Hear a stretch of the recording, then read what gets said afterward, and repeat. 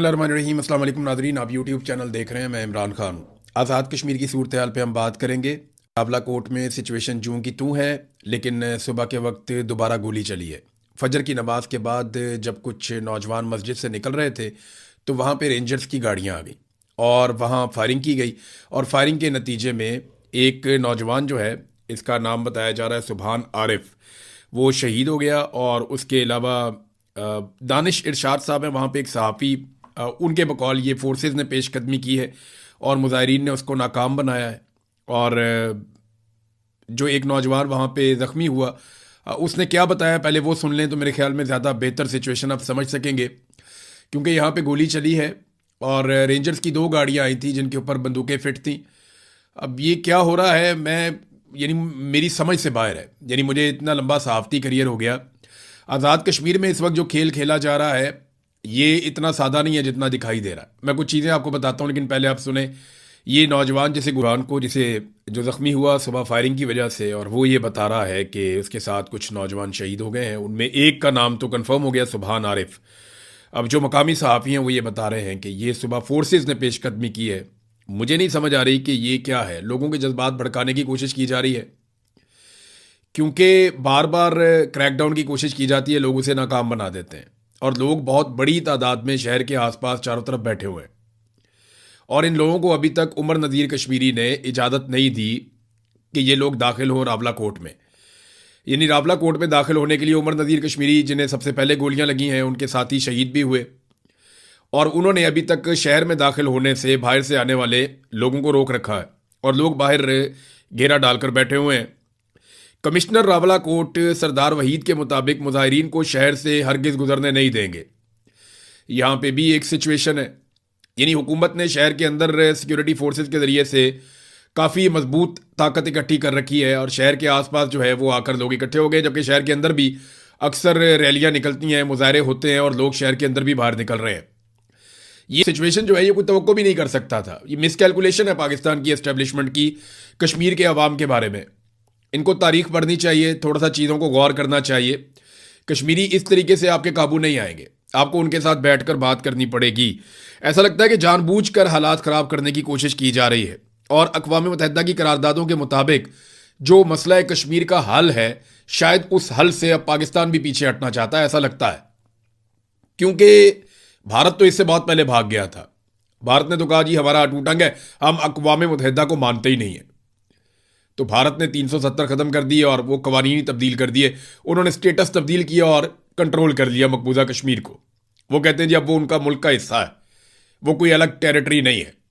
पाकिस्तान के अंदर भी पंजाब से लगातार जो टाउट्स हैं उनकी ये आवाज़ें उठ रही हैं कि जनाब कश्मीर को पाकिस्तान का एक सूबा बना लिया जाए। तो अक़वाम मुत्तहिदा की उन करारदादों को ये भी पसे पुश डालना चाहते हैं। एक तरफ वो ये कहते हैं कि अक़वाम मुत्तहिदा की करारदादों की रोशनी में मुहाजिरीन की ये 12 नशिस्तें रखना बहुत ज़रूरी है। एक तरफ एस्टेब्लिशमेंट के लोग ये कहते हैं, वो ये प्रोपेगेंडा करते हैं कि क्योंकि हम अक़वाम मुत्तहिदा की करारदादों के मुताबिक मकबूजा कश्मीर को आज़ाद करवाना चाहते हैं और कश्मीरियों को उनका हक देना चाहते हैं, लिहाजा मकबूजा कश्मीर से इजहार यकजहती के लिए उनकी 12 सीटें रखना बहुत ज़रूरी है। दूसरी तरफ यही टाउट्स कहते हैं नहीं नहीं कश्मीर को अपना सूबा बना लें। भाई या तो आप ये बात कर सकते हैं या आप वो बात कर सकते हैं, आप दोनों बातें एक वक्त में नहीं कर सकते। इस तरह आप एक्सपोज हो रहे हैं। और कश्मीर को सूबा बनाने की बात जो पागल लोग कर रहे हैं वो नहीं जानते कि कश्मीरियों का इस्तिस्वाब राय उनका हक है। और इसी के ऊपर पाकिस्तान ने 70 साल मुकदमा लड़ा है कि उनका यह हक है कि वो फैसला करें कि वो कहां रहना चाहते हैं। वो इंडिया के साथ रहना चाहते हैं, वो पाकिस्तान के साथ रहना चाहते हैं, या वो अपना एक अलग मुल्क बनाना चाहते हैं। ये उनका हक है और ये उनका जमहूरी और आईनी हक है। ये उन्हें हक मिलना चाहिए। अब अगर आप ये जबरदस्ती करेंगे तो वो तो इंडिया भी कर रहा है, अगर पाकिस्तान भी वही करेगा तो दोनों में फर्क क्या रहेगा। सवाल ये पैदा होता है। मेरी ख्वाहिश ये है कि कश्मीर पाकिस्तान का हिस्सा बने और कश्मीरी वोट करें पाकिस्तान के हक में, लेकिन इसका फैसला कश्मीरी करें, यह ज्यादा जरूरी है। यानी मेरी अगर जाती ख्वाहिश है कि कश्मीर पाकिस्तान का हिस्सा बन जाए तो मेरी ख्वाहिश से ज्यादा मुकद्दम है कश्मीरियों का अपना राय देना, जो कश्मीर के अंदर रहते हैं या कश्मीर से बाहर रहते हैं। लेकिन उनकी राय का सबसे ज्यादा एहतराम होना चाहिए। अब लगता है ऐसे है कि अपने अपने पास जो कश्मीर मौजूद है, जो भारत के पास है, जो पाकिस्तान के पास है, शायद बैकडोर चैनल, क्योंकि हमें फौज ने ही बताया था कि बैकडोर चैनल राब्ते हम कभी भी बंद नहीं करते। भारत के साथ, तो बहुत मुमकिन है कि दोनों ममालिक की एस्टेब्लिशमेंट ने यह फैसला कर दिया कि वो कश्मीर आपके पास है, वो आपका, ये हमारे पास है, ये हमारा। अब इससे आगे शायद कोई बढ़ना ही नहीं चाहता। तो जो अलग आईनी हैसियत है, कानूनी हैसियत है, भारत ने तो खत्म कर दी। अब पाकिस्तान जो है वो इस तरफ बढ़ता हुआ दिखाई दे रहा है। नाज़रीन, मैं आपको एक ऑडियो सुनाता हूं। ये ऑडियो आपके लिए सुनना इसलिए जरूरी है कि एक प्रोपेगेंडा किया जा रहा है और कश्मीरियों को पाकिस्तान का दुश्मन बनाकर दिखाया जा रहा है। ये एक माँ की आवाज़ है। ये माँ क्या कह रही है ये ज़रा आप सुने, आपको आइडिया हो जाएगा। थोड़ा सा क्लिप मैं आपको सुनाता हूं, वैसे तो ये बहुत लंबा है, लेकिन आप इसमें सुने कि एक माँ किस तरीके से बच्चों के लिए रो रही है। और ये माँ पता कौन है? ये कश्मीर की एक रैंडम माँ है, यानी हम नहीं जानते ये किस घर में रहती है, कौन है, इनका नाम क्या है, लेकिन इनकी आवाज़ इस वीडियो में आ रही है। और ये पता है किन बच्चों के लिए रो रही है?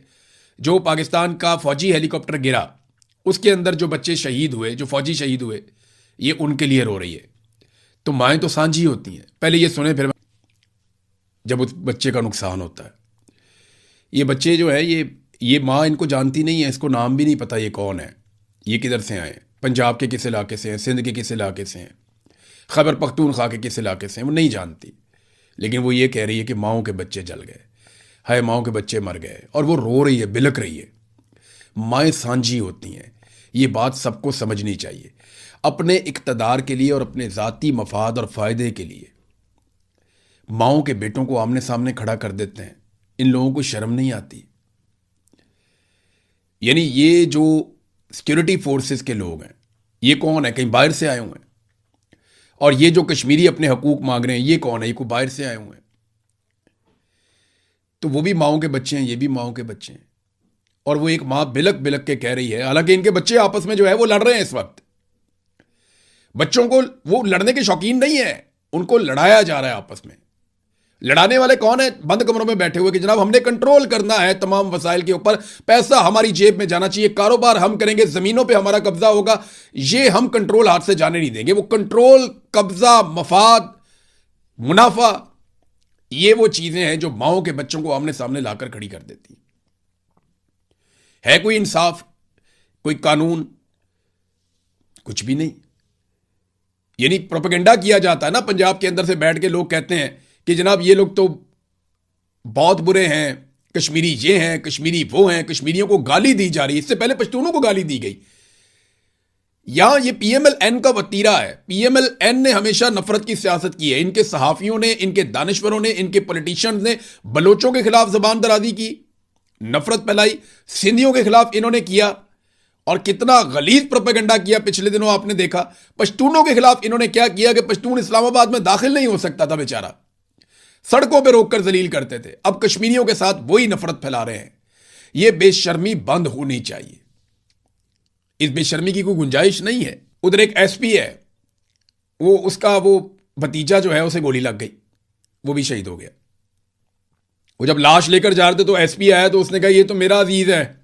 वानुल्ला पड़ गया कि एसपी शहजाद जो है वो खड़ा हुआ है मुजाहिरीन के खिलाफ अपनी फोर्स लेकर एहतजाज को रोकने के लिए, और गोली चलती है, उसके अपने भतीजे को गोली लग जाती है। तो माओं के बच्चे तो आमने सामने कर दिए ना आपने। यानी जो दुश्मन नहीं कर सका वो आपने खुद कर दिया। जिसका दुश्मन ने ख्वाब देखा कि इनके घर के अंदर हम आग लगाएं, वो आपने खुद कर दिया। बांग्लादेश में भी आपने यही किया, बलूचिस्तान में भी आपने यही किया, कबायली इलाकों में भी आपने यही किया, और आज कश्मीर में भी आप यही कर रहे हैं। इस नफरत की आग को बुझाइए। आप अपनी एक बोटी सेकने के लिए, अपना एक बारबेक्यू करने के लिए, अपनी अयाशी के लिए पूरे मुल्क में आग नहीं लगा सकते। ये लोग अपने हकूक मांग रहे हैं, और क्या मांग रहे हैं मैं आपको दिखाता हूं कि इनको आपने दिया क्या है। देखें, कश्मीर को तो एक मिसाली खित्ता बनाया जाना चाहिए था ना, कि आपका मुकदमा था कि मकबूजा कश्मीर पाकिस्तान का हिस्सा बनेगा। वो आजाद कश्मीर को देखकर बनेगा भाई। अगर आप आजाद कश्मीर को नहीं बना पाएंगे तो कैसे बनेगा? आजाद कश्मीर में अपने ले जाके आप 8-9 वजीर बना लेते हैं, बिठा देते हैं पाकिस्तान से, उनके जरिए से आप पूरे निजाम को कंट्रोल करते हैं, उनके मफादात के ऊपर चोट पहुंचाते हैं। ये देखें ना, हुकूमत के जारी इकोनॉमिक सर्वे के मुताबिक आजाद कश्मीर के 63% सरकारी स्कूलों में पीने का पानी नहीं है, 60% की चार दीवारी नहीं है, 57% में बिजली की सहूलत ही नहीं है, 46% स्कूलों में बाथरूम ही नहीं है। तो रियासत खाली क्या डंडा चलाएगी, कोई काम नहीं करेगी। तो आजाद कश्मीर को जो आप बार बार ताने देते हैं कि हमने तुम्हें ये दिया, हमने तुम्हें वो दिया, भाई वहां से पानी आता है, वहां से बिजली बनती है, जो वो आपको देता है वो तो आपको वो नहीं कह रहे, उनको जो सब्सिडी मिलती है वो किसी वजह से मिलती है, उनके साथ आपका एक एग्रीमेंट है। इस तरह तो आप कल को कहेंगे यहां पे जो आपका मालाकंड का इलाका है, स्वात का एरिया है या दीगर कुछ इलाके हैं, वहां पे आपके टैक्सीज नहीं लगते, वहां जो गाड़ियां हैं वो नॉन कस्टम गाड़ियां चलाने की इजाजत है, वहां से सरकार टैक्स नहीं लेती, क्योंकि उस वक्त जब वो पाकिस्तान में शामिल हुए थे तो ये मुआहिदा हो गया था। तो आप कहेंगे जनाब तुम टैक्सेस नहीं लेते, इनको भी पकड़ो। आपने मुआहिदों की पासदारी करनी होती है, आपने अमल दरामद करना होता है और तरीके से आगे बढ़ना होता है। इलाकों को आप तरक्की देते हैं, उससे मुल्क तरक्की करता है। आपने उन्हें क्या दिया? हमेशा उन्हें मुहाजिरीन की सीटों के ऊपर, उनके ऊपर अपनी कठपुतलियां और अपने मोहरे जो है वो आपने मुसल्लत कर दिए। अब एक चीज मैं आपको बताता हूं नाज़रीन, जरा इसको क्लियर कर लें, ये बहुत प्रोपेगेंडा हो रहा है, बहुत रोला पड़ गया कि मुहाजिरीन की 12 नशिस्तें, तो मैं और आसान कर देता हूं आपके लिए। जब ये 12 नशिस्तें आई थी ना, जब इन 12 नशिस्तों को बनाया गया था तो बड़ी नेक नियति के साथ बनाया गया था और यह फैसला किया गया था कि मकबूजा कश्मीर का नाम हम जिंदा रखेंगे, मकबूजा कश्मीर की जिद्दोजहद को हम मरने नहीं देंगे, उनके नुमाइंदगान हमारी असेंबली के अंदर बैठेंगे। बहुत अच्छा जेस्चर था। जो मकबूजा कश्मीर से हिजरत करके, अब मेरी फैमिली भी वहां से ही आई हुई है ना मकबूजा कश्मीर से, तो वो जो वहां से हिजरत करके आए थे उनको उनके हकूक मिलेंगे और हम उनको 12 सीटें देंगे। यहां तक तो मामला बहुत अच्छा था। लेकिन फिर क्या हुआ, आहिस्ता आहिस्ता एस्टेब्लिशमेंट ने इन 12 सीटों के ऊपर अपने कठपुतली बिठाना शुरू कर दिए, अपने बंदे टाउट्स उठाए, तुम वहां बैठ जाओ, तुम वहां बैठ जाओ, तुम वहां बैठ जाओ। एस्टेब्लिशमेंट अपने 12 बंदे लेकर जाती है आजाद कश्मीर में, और आजाद कश्मीर से अगर थोड़े बहुत भी इनके बंदे जीत जाते तो ये उन 12 बंदों के साथ मिला के वहां पे हुकूमत बना लेते और अपने वजीरों को, अपने जो वो 12 बंदे उनको वजारतें हम तरीन दिलवा देते और पूरे आजाद कश्मीर को कंट्रोल कर देते।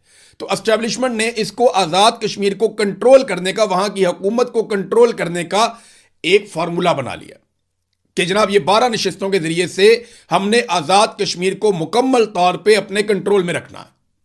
ये किया एस्टेब्लिशमेंट ने। अब जब आपने एक चीज का गलत इस्तेमाल शुरू कर दिया तो फिर क्या हुआ? फिर लोगों के अंदर रिएक्शन आया। लोगों ने जब जब आजाद कश्मीर के अंदर हुकूक मांगे तो लोगों को यह समझ आई कि जो महाजर नशिस्त के ऊपर कठपुतली लाई गई है, उस कठपुतली ने उनके हकूक दबाए हुए हैं। वजह यह है कि उसने तो दोबारा इलेक्शन लड़ना ही नहीं है, वो तो जाएगा वापस लाहौर में या पेशावर में। वहां उसे कौन पूछेगा कि तुम आजाद कश्मीर में क्या करके आए हो, और दोबारा से एस्टेब्लिशमेंट उसको फिर सीट दे देगी, वो फिर आके बैठ जाएगा हमारे सर के ऊपर। तो इस नाइंसाफी से तंग आकर उन्होंने आवाज उठाना शुरू की। आप मसले को समझें, जज्बाती होने की बजाय आप उनका प्रॉब्लम समझें। अब ये उनके साथ बैठने के लिए तैयार नहीं है, कोई कहता है बैठना है, कोई कहता है नहीं बैठना। पीपल्स पार्टी कहती है बैठना चाहिए और साथ में उन्हें कलदम भी पीपल्स पार्टी करार देती है। पीपल्स पार्टी कहती है बैठना चाहिए और साथ में उनके सरों के ऊपर कीमत भी पीपल्स पार्टी रखती है। पीपल्स पार्टी कहती है बैठना चाहिए और पीपल्स पार्टी की ही हुकूमत उनके ऊपर लगातार क्रैकडाउन भी करती है। पीपल्स पार्टी कहती है बैठना चाहिए और पीपल्स पार्टी ही पाकिस्तान से दरखास्त करके रेंजर्स को, एफसी को और पुलिस को आजाद कश्मीर के अंदर दाखिल करती है। तो ये पीपल्स पार्टी की दोगली पॉलिसी है, मुनाफिकाना पॉलिसी है। ये इसके जरिए अपनी सियासत जिंदा रखना चाहते हैं, हालांकि ये बहुत बड़ी ज्यादती का हिस्सा हैं ये लोग। और अब एक और फैसला किया गया है कि जो 177 एफआईआर हुई थी, जो पहले वापस ले ली गई थी पिछले एहतजाज के बाद, वो कह रहे हैं जी पिछली रियायतें खत्म कर रहे हैं और 177 जो एफआईआर थी उन एफआईआर को वापस बहाल किया जा रहा है। ये नादरीन अब सूरत हाल है कि एफआईआर वापस बहाल की जाएंगी और जितनी मैक्सिमम हो सकता है नफरत फैलाई जाएगी। पिछली मरतबा ये दावा किया गया था कि हमारी बड़ी अच्छी बातचीत हो गई है, हम मुज़ाकरात में कामयाब हो गए हैं और कश्मीर जो है यहाँ पे अब अमन आ जाएगा और हालात बहुत बेहतर हो जाएंगे, इनके मुतालबात बहुत जायज़ हैं, ये कहा गया था। लेकिन फिर 2 साल तक ताख़ीर करने के बाद अब जब असेंबली अपनी मुद्दत पूरी करने जा रही है तो भी उनको उनका हक नहीं मिला। अब वो ये कहते हैं कि इसी असेंबली में आप हमें हमारा हक दीजिए, लेकिन हुक्मरान ऐसा करने से गुरेज आए, वो ये कर नहीं रहे। नाज़रीन, तहरीक इंसाफ ने काफ़ी साथ दिया इसमें कश्मीरी आवाम का, यानी तहरीक इंसाफ का सोशल मीडिया ही एक अपोजिशन का रोल प्ले कर रहा है। तहरीक इंसाफ के सोशल मीडिया ने ज़ोरदार तरीके से आवाज़ उठाई आज़ाद कश्मीर के आवाम के लिए और ये बहुत अच्छी बात है। बाकी पॉलिटिकल पार्टीज़ को भी, चाहे वो किसी भी पॉलिटिकल पार्टी का सोशल मीडिया है या आप एक आम आदमी हैं, पाकिस्तानी हैं, आपके पास सोशल मीडिया है, तो आप कश्मीरियों का साथ दीजिए। मुझे नहीं लगता कि इस वक्त नफरत फैलाने की गुंजाइश है, मुझे नहीं लगता कि इस वक्त गोली चलाने की गुंजाइश या ज़रूरत है। बैठकर बात करनी चाहिए, मसले को हल करना चाहिए। गोलियों से नफरत बोई जा सकती है और इस फसल को काटना पड़ेगा, आपको नहीं तो आपके बाद आने वालों को, लेकिन ये फसल नफरत की अगर पक गई तो इसे काटना पड़ेगा, बहुत खून बह जाएगा।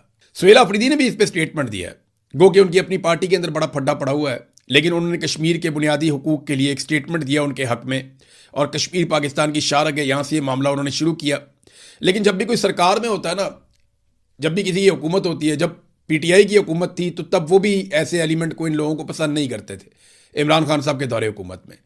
तो अपोजिशन में तो आप ये सारा कुछ करते हैं, आप हर आवाज़ को उठाते हैं अपने मफाद के लिए, लेकिन आपका असल इम्तिहान होता है जब आप हुकूमत में आते हैं। देखें ना, ये सुहेल अफरीदी वगैरह कितनी बड़ी बड़ी बातें करते थे कि ड्रोन हमला नहीं होगा, ड्रोन हमला होने नहीं देंगे, हम ये कर देंगे, अगर मिलिट्री ऑपरेशन हुआ तो वो कर देंगे। सारा कुछ हो रहा है, एक भी एफआईआर इन्होंने नहीं की। तो अली अमीन गंडापुर के टाइम पे तो बड़ा रोला डालते थे, लेकिन अब सुहेल अफरीदी का टाइम आ गया तो कुछ करते भी नहीं है और रोला भी नहीं डालते। तो अली अमीन गंडापुर ने अब रोला डालना शुरू कर दिया, और वो मेरे ख्याल में एक बात जो अली अमीन ने की वो बात ठीक है। आप इख्तलाफात अपनी जगह पे, लेकिन अली अमीन गंडापुर ने एक बात की वो बिल्कुल ठीक है। उसने कहा यार तुम नाचो तो फैशन और हम नाचें तो मुजरा, ये क्या तरीका है? अल्फाज ठीक नहीं है, उसको वो और बहुत सारी इस तरह की मिसालें बनी हुई है, लेकिन ठीक है, अली अमीन गंडापुर ने कह दिया कि तुम नाचो तो फैशन है, हम नाचें तो मुजरा है। वो एक और उसको कहते हैं कि साडा कुत्ता कुत्ता ताडा कुत्ता टॉमी, ये भी वो कहते हैं लोग। मिसालें इस तरह की बहुत सारी बनी हुई हैं, लेकिन गंडापुर की बात ठीक है। देखिए, अगर गंडापुर ने यह साबित किया वक्त के साथ कि वो समहाउ वो कंप्रोमाइज था, या वो चीज़ों को एक लेवल से आगे नहीं ले जा पाया, या वो लड़ाई को उस तरह नहीं लड़ पाया जैसे लोग तवक्को कर रहे थे, तो गंडापुर उसको मंतकी अंजाम तक नहीं पहुंचा पाया। सुहेल अफरीदी लड़ाई को शुरू ही नहीं कर पाया। यानी जो लड़ाई इमरान खान लड़ रहा है, गंडापुर उस लड़ाई को लड़ता तो था लेकिन मुकम्मल नहीं करता था। सुहेल अफरीदी का प्रॉब्लम यह है कि जो लड़ाई इमरान खान लड़ रहा है जेल से बैठ के, सुहेल अफरीदी उस लड़ाई को शुरू ही नहीं करता। यानी वो तहरीक बनाने के हक में ही नहीं, ऐसा लगता है। सुहेल अफरीदी ने अभी तक तहरीक बनाने के लिए एक कदम नहीं चला। इमरान खान ने कहा कि स्ट्रीट मूवमेंट शुरू करनी है, सुहेल अफरीदी ने कहा कि करनी है, लेकिन की नहीं। अभी तक कुछ भी नहीं किया गया। पार्टी के अंदर जो है वो रोला पड़ा हुआ है, लड़ाई बढ़ रही है। अली अमीन गंडापुर और उनके जो इत्तेहादी हैं, जो उनके साथी हैं, वो मुतहर्रिक हो रहे हैं, और ये सारा मौका सुहेल अफरीदी ने खुद दिया। मेरे ख्याल में अब बहुत कम चांस रह गया, बहुत थोड़ा चांस रह गया सुहेल अफरीदी के पास कि वो कुछ करके अपनी साख बचा लें। क्योंकि मुझे अच्छी तरह याद है, मैंने एक दिन कहा था, और ये मेरी सुहेल अफरीदी से बात हुई थी, तो मैंने कहा था कि गंडापुर ने 100 से शुरू किया, वो 0 तक पहुंचा, और आप 0 से शुरू कर रहे हैं। अब आप पे डिपेंड करता है कि आपने नीचे जाना है या ऊपर जाना है। तो सुहेल अफरीदी ने ऊपर की तरफ सफ़र किया, थोड़ा सा 10, 15, 20 तक गए, लेकिन उसके बाद अब ये माइनस में खसारे में ही जा रहे हैं। सुहेल अफरीदी ने वो नहीं किया जो इमरान खान ने कहा था। तो एक अजीब किस्म की मायूसी पाकिस्तान तहरीक इंसाफ के वर्कर में है, उसको दूर करने की इनकी ड्यूटी थी, ये नहीं कर पाए। इंटरनेशनल फ्रंट पे खबरें हैं, लेकिन नेक्स्ट वीलॉग में बताऊंगा। अब तक के लिए इतनी, अपना ख्याल रखिएगा, अपने चैनल का भी। अल्लाह हाफ़िज़।